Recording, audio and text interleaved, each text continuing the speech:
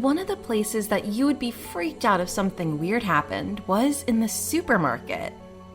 There have been a lot of stories about weird things happening in supermarkets, including some of the largest ones, like Walmart. Some of them are outright weird, but others are just too creepy.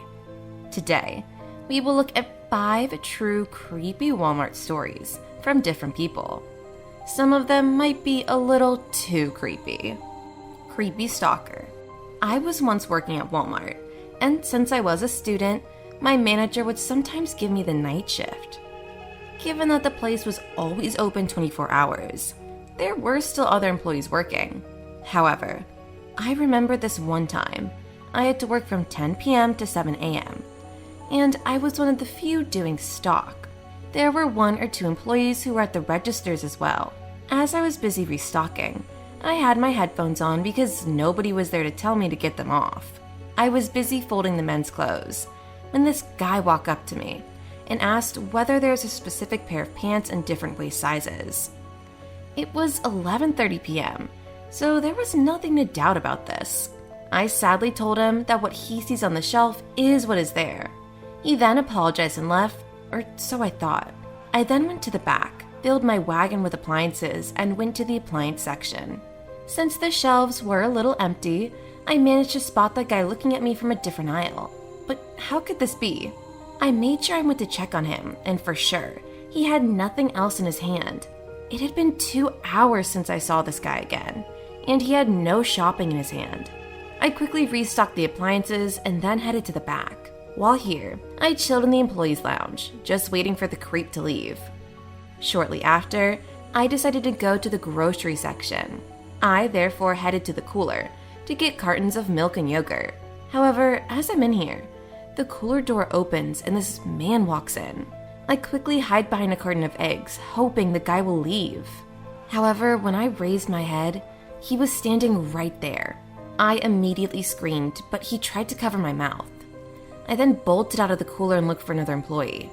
When we questioned the guy, he went with the excuse that he was from corporate, and he was here to ensure everything was running smoothly. However, when we checked the CCTV footage the following day, we noticed that this guy had been stalking me for quite some time. Since then, I have never done night shifts again. It was you. I had just walked out of Walmart with a cart full of gardening supplies, and as I was loading them into the trunk of my car, I noticed someone walking past me from the side of my eye. Out of instinct, I turned and looked at him, and so I didn't look weird, I politely said hi. Shortly after that, I heard the guy coming up towards me and he started yelling at me, telling me that it was me.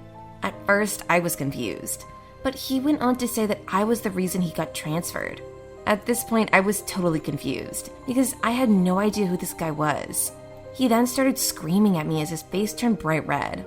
I tried telling him to calm down, but he continued to say that I was the reason he was transferred. Shortly after that, he whips out one of those retractable batons and starts chasing me around the parking lot. If it weren't for me dodging between the cars, he would have got me for sure. After a while, one of the guards from the cinema came up and tried to tackle him. However, this proved impossible because the guy would turn and swing at him anytime the guard came close. Eventually, someone called 911 because the cops arrived. But the weirdest thing happened. When the cops tried tasing him, nothing worked.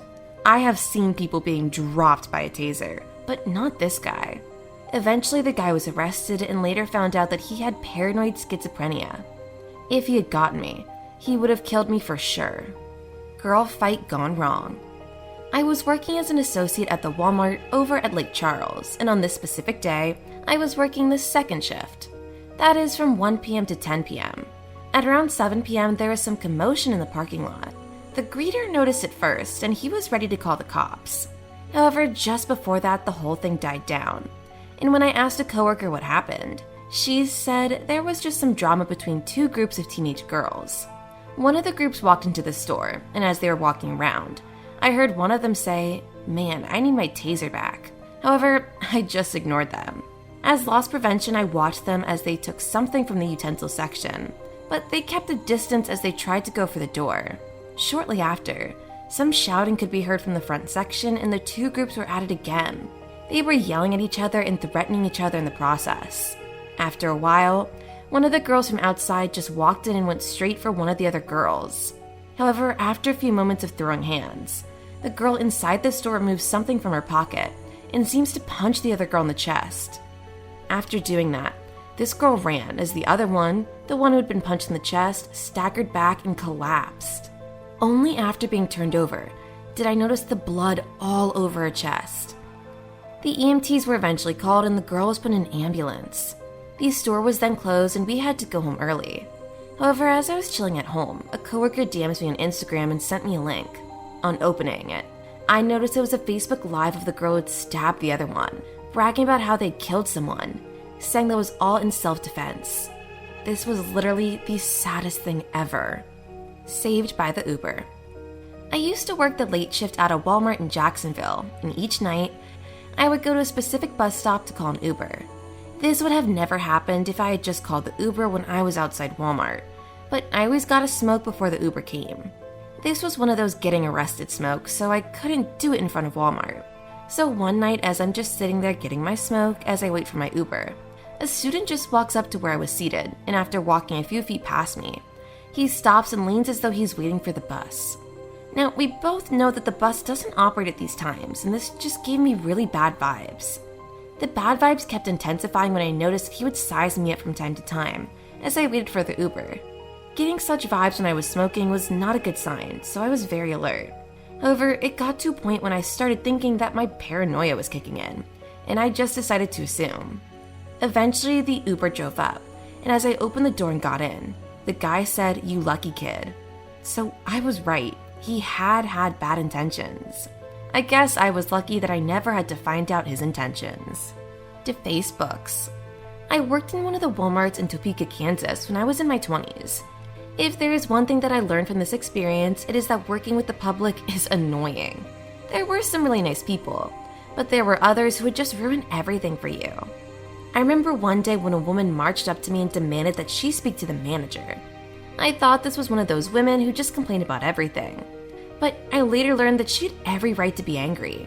Since I knew the store manager, I directed her to the staff area and told her to wait outside. I knocked on the manager's door and told him that a woman was about to complain about a children's book in her hand. The transformation in the mood was something that beats Hollywood actors. As soon as the manager comes, the woman throws the book at him, yelling all sorts of things. The moment the manager opened the book, he just called me up and told me to go check all the kids' books and remove the ones that had been defaced. I was initially confused until I looked at the other books.